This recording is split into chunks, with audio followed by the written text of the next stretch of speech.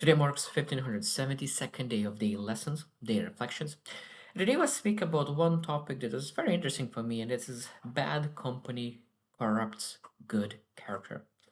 One thing is that I found that some people believe that they are not influenced by other people, and I truly believe that is not. And if you believe that you're not influenced by other people in one way or another, it might be that you are the most influenced person because I think that awareness is allowing us to not be influenced. I think that when you have extremely close relation with somebody, you will be influenced in some way or another. But I think that if we aware of it, we're able to really catch ourselves and remove it again. But if we don't catch ourselves, we potentially could keep the things that we're not supposed to keep. And that's where is that bad company corrupts a good character. And today we'll share six notes that I have about this topic that I think that could be useful to understand or know and that we could build awareness around. Number one, check who has a voice, not just who you know. I think it's beautiful to think that you're able to ask questions. Who do I listen to? Who do I listen to when I'm confused? When I go Google or when I YouTube, maybe there's a specific person that I write. But for example, as well, when I looking for some answers and for specific topics, sometimes I used to put John C. Maxwell and topic, or Ed Milet and topic. And there's like a lot of people that I used to think, okay, what do they say about this topic? What I could learn from them, and again, be able to ask, okay, maybe there is something, some opinions that I like, that I value and potentially shape my values. So I think that we need to understand first who I imitate and who I look after, because I think that is very, very important to understand.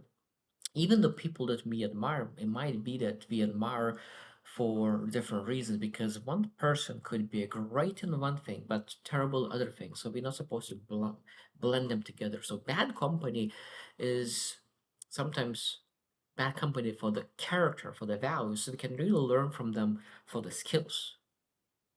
That's a great opportunity to learn from them. But if they are great at skill set, they might not be great up in value. So we need to understand that who has a voice in our lives and be very, very careful. Very, very careful. Because they might form me, even though that you're looking just for skill sets, potentially we can start to look at them as more than they are and start looking for other things as well. Number two, watch patterns, not moments. Every single person say something that is bad. Some days have a bad day, or like there will be moments that everyone will mess up. I say bad things. No one is perfect. People say wrong things. They use wrong things. They use bad things. But the most important part is what is a pattern? What is routine of them saying? Because I think that if it's repeated exposure into excuses, repeated exposure into uh, neglect of boundaries, of jokes that are not healthy, or any unhealthy behavior. When is repeated exposure, and sometimes we can really, our conscious could do, our morals could do, because sometimes we start to tolerate things because someone uses excuses over and over and over again, and sometimes you by accident could use the excuse in your own life because you were repeatedly exposed to that.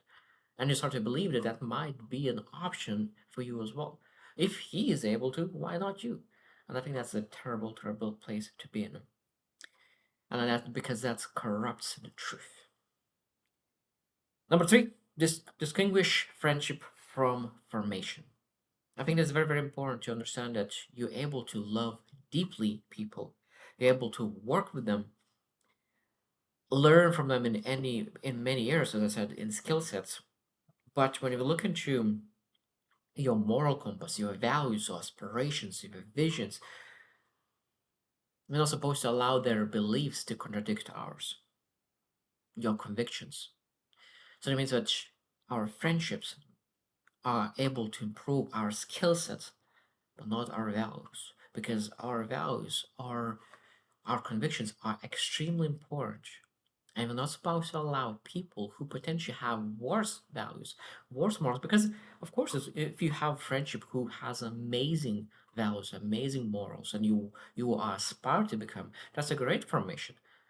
But we need to be very careful and ask: do this person has the values? Does the person has what I would love to have? And if they don't, maybe we're supposed to learn only the skill sets, not anything related values. Number four, pay attention to what you start justifying. And this is a beautiful thing. So that means that this is like how to catch yourself that someone is influencing you without knowing it. So when you look into all the things and then it starts to say that this is not that real, not that bad, um, or everyone does this. Like there's a lot of different statements that a person could start saying, and when you catch yourself saying any statement that you never said before, but now you start to say it, and you able to ask who is saying this kind of sentence, and sometimes even like some benign or some very random words that you never used before, and you look into it that you start to use words that you never used before, and ask yourself who is using this word because you can say that, oh, this person is using it, and say, wow, I already learned to implement their language into my own vocabulary, their vocabulary and my vocabulary. So what else did I incorporate in my life? Because I think that we need to understand that if I start to justify things, that means that I will allow those things into my life, and we're not supposed to justify it. No, never again. So check the influence. Who is really influencing you? Number five is choose at least one circle that pulls you upwards. This is extremely important. It might be that someone is in your circle that you're not able to remove at the moment. You're able to maybe slow down and spend less time, but we need to have someone who really operates another level. And one thing is that sometimes a great starting point is really just reading books, and that's already pushing you forward. That is a circle because of course they spend a lot of years, 20 years, maybe something more, learning, educating, and putting great ideas on the paper, and you're able to learn from them. And after that, I think that when you learn from the books and you have better vocabulary, able to articulate your ideas better, I think that it's much easier to really find people who will allow you in their circle, and you will be able to be pulled even more because of that. And last one, number six, that I want to mention is that this applies to more than people. So what it means is that what do we do when we potentially alone? What kind of podcasts do you watch? What kind of even books do we read? What kind of online spaces do we absorb? What kind of media resources do you binge? Anything that is going and there is some kind of people involved, there might be influence. And we need to be understanding that, okay, so that means that if there's people involved that might be influence, I need to be careful because I think it's very dangerous to listen to people who have very bad morals, especially routinely. I think that once in a while is great to understand where people are coming from and understand their side, but when you look into on daily basis, you need to listen to people who has great morals, great values, great aspirations, going after big things, and I think that's normalize doing great things, normalize doing things that is difficult, normalize doing things that scares you, because when you see, okay, everyone is scared and it's still doing things,